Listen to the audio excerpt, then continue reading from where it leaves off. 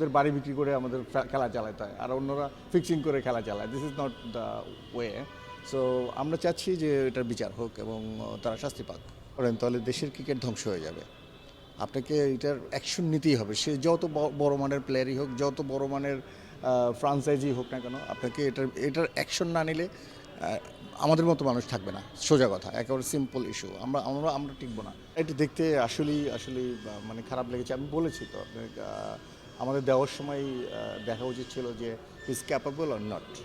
So এটা আমাদের মানে এটা নিয়ে আমাকে ডিসকাস করতে ইচ্ছা করতেছে না। আই প্রিটি মাচ শেম লাগতেছে আমার কাছে। বিষয়গুলো হয়েছে, এটা আসলে হওয়া উচিত ছিল না। এটা আমাদের যখন টিম দিয়েছিল তখনই চিন্তা করা উচিত ছিল, এবং এটার এফেক্ট কিন্তু অলরেডি পড়তে আরম্ভ করেছে। আমার ফরচুন বরিশালের কাছে অন্তত কোনো প্লেয়ার, বিদেশি প্লেয়ার কোনো দিন টাকা অগ্রিম চায়নি।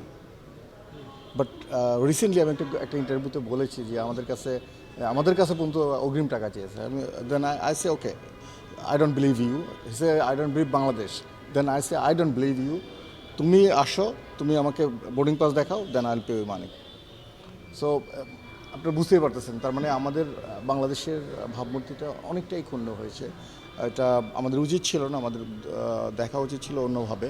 ইটস রিয়েলি ভালো হয়নি আসলে। ক্ষুণ্ণ হয়েছে, এবং আমরা ইনশাল্লাহ এটাকে সবাই মিলে আবার কামব্যাক করবো। আপনারা আছেন, বিসিবি আছে, আমরা অন্যান্য ফ্রান্সিসের আছি, সবাই মিলে আমরা কিভাবে এটাকে আসলে কামব্যাক করানো যায়, এটা হচ্ছে আমাদের মোটো। এবং I am sure, pretty sure, Bangladesh দিন বদলের দেশ। এই দেশে সম্ভব না এমন কিছু না। আমরা সবাই মিলে যদি কাজ করি, এটাকে আবার ওভারকাম করতে পারবো ইনশাল্লাহ। দেখেন, বিপিএলে থাকবো কি থাকবো না, এটা ডিপেন্ড করবে আসলে তাদের কর্মকাণ্ডের উপর। কারা যেমন এবার কিন্তু আমাদেরকে যথেষ্ট সম্মান করা হয়েছে। বিপিএলের গভর্নিং কাউন্সিল আমাদেরকে ডেকেছে, আমাদের সাথে কথা বলেছে, টাইম দিয়েছে, সব কিছুই করেছে। এবং তারা এখন পর্যন্ত বলতেছে যে প্রফিট শেয়ার লিটল বিট হলেও করবে। So that's means not bad things. So মানুষ কাজ করতে গেলে, 5টা কাজ করতে গেলে একটা ভুল হতে পারে। এটা নিয়ে আমি এত মাথা ব্যথা নাই।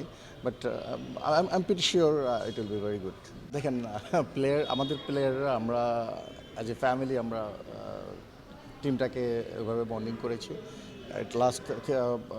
লাস্ট ইয়ারও তামিম ভাই যেভাবে দলটাকে একেবারে ছায়ার মতো আগলে রেখেছে, এবারও অ্যাকর্ডিংলি সেভাবেই করেছে, এবং তার রেজাল্ট কিন্তু আমরা পেয়েছি।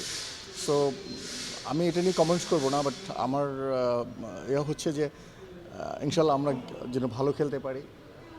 ফাইনালের মতো যেন খেলা হয়, এক পাশে কোনো খেলা যেন না হয়। যেটা বললাম যে দেখলাম, এই ধরনের খেলা আমরা খেলতে চাই না। আমরা চাই যে দর্শকরা যাক, মাঠে গিয়ে একটু ফুর্তি করুক, আমি একটু দু একটা লাভজাপ দেই।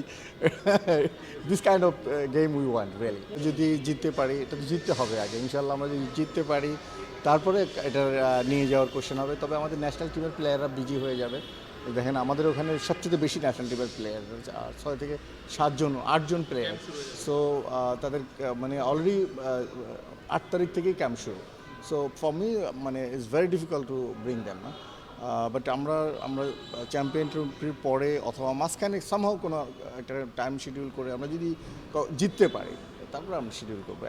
এখন এটা নিয়ে কথা বলে আসলে সময় নষ্ট করে লাভ নেই।